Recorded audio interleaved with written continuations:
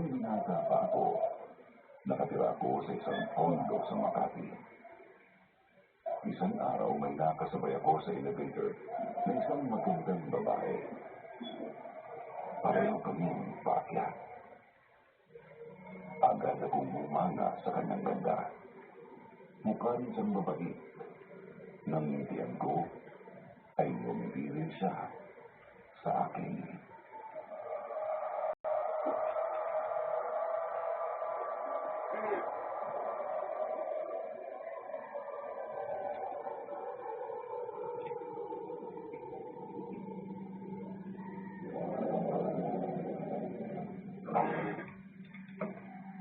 Hi. Same floor pala tayo lalabas. Dito kayo nakatira? By the way, I'm Henry. Unit 802. Hi, I'm Angel. Kakalipat ko lang sa 804. Kapitbahay pala tayo, Angel. Ang dami mong dala. Tulungan na kita. Thank you. Thank you sa help, ah.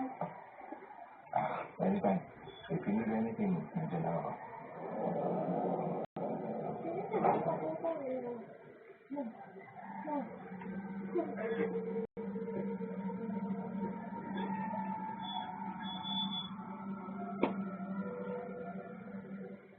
Magmula noon sa Jupiter, lagi na akong gumagawa ng paraan para magkita kami ni Angel. Dinadalan ko siya ng pagkain sa unit niya hanggang sa makuha ko ang number ng phone niya. Lagi ko na rin siyang tinetext. Nalaman kong computer programmer siya. Habang mas nakikilala ko si Angel, lalong nahulog ang loob ko sa kanya. Tama ang una kong impression. Hindi lang siya soft-spoken, kundi napakabait din.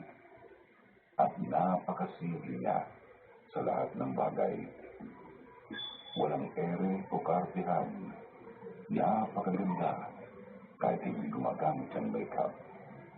Kahit lipstick man lang. Nakalugay lang o kaya nakapolitail ang hanggang balikat niyang buhok. Kung malamit siya, ay hindi nagpapasexy. Nainlove ako at pinosli ko ang panliligaw.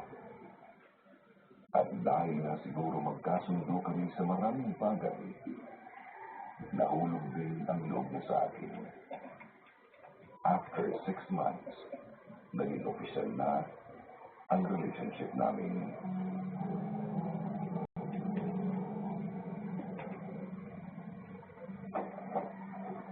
Talaga?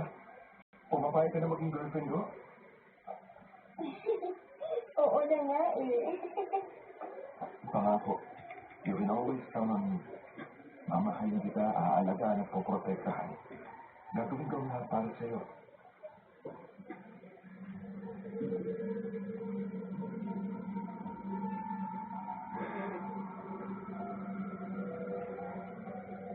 Akala ko si Jupiter, alam ko na ang lahat tungkol kay Angel. Pero nagulat ako isang araw. Pagdating ko sa unit niya, ang nagbukas ng pinto ay ibang-iba sa Angel na nakilala ko.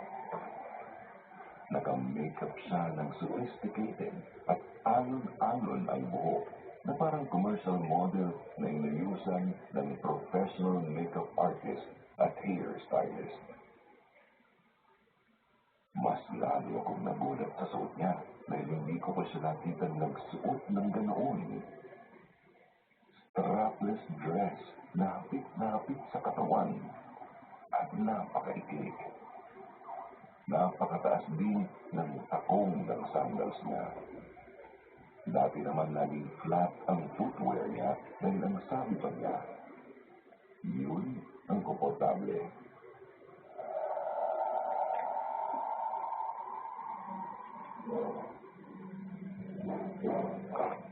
Angel? No, I'm Zalan. Kampal kami. You must be Henry. Tuloy ka? Kambal? Hindi bang si Angel ang may kakambal siya? Hindi talaga si Angel. in denial na may kakambal siya. Nice to meet you, Jen. Si Ava nasa kwarto niya. Naku, kakaalis lang. Hindi niya nasabi na aalis siya. May usapan kami pupunta ako dito. Baka may dinner lang. Babalik din agad. Puka muna. Mabuti nga at makakapagkuntuhan tayo. Okay.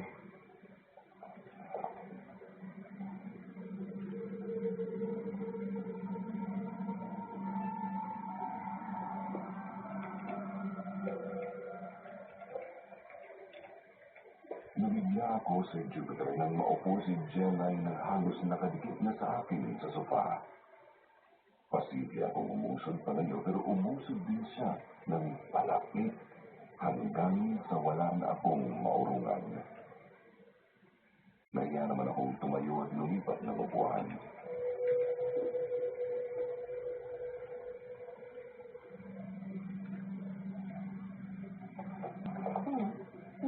Magkamukha ka ni Angel, no?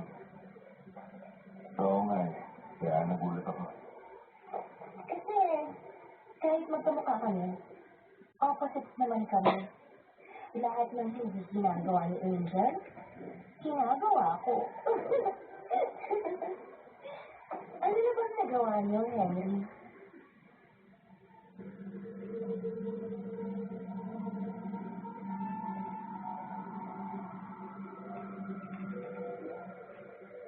Nasyak ako sa tanong niya sa Jupiter, lalo na nang pumatong ang kamay niya sa hita ko. Hindi ko na pinilampas yun. Umalis na ako sa sofa.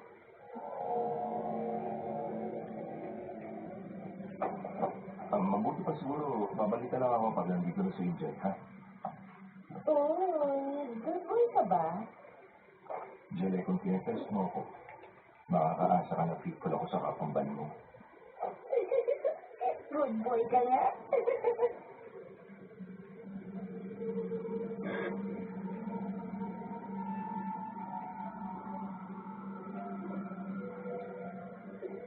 Umalis ako na puno ng mga katanungan, Sir Jupiter.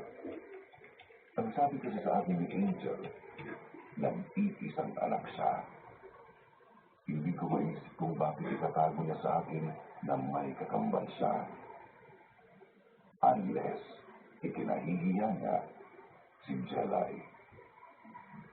Kung sa bagay, mauunawaan ko yun, bagay sa ikinilos ni Jelay. Pagdating ko sa unit ko, agad kong tinawagan si Angel. Hindi niya sinasagot ang phone niya. Nagpadala na lang ako ng text na please call me back. May isang oras din bago niya ako tinawagan.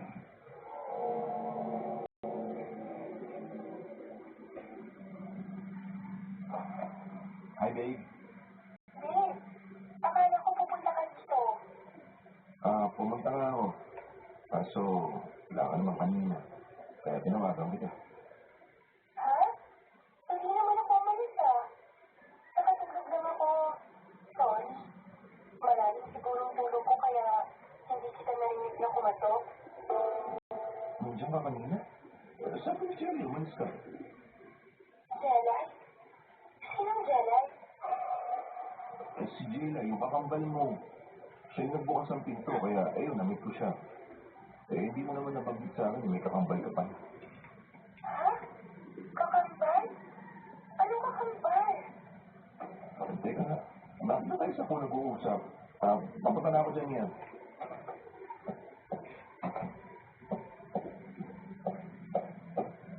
Babe?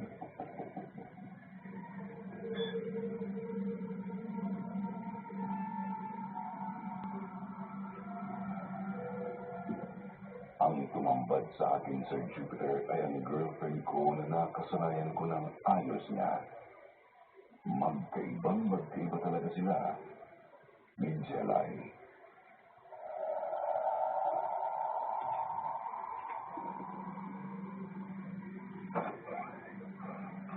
Hi, babe. Hi. Ano yung sinasabi mong kakambal ko?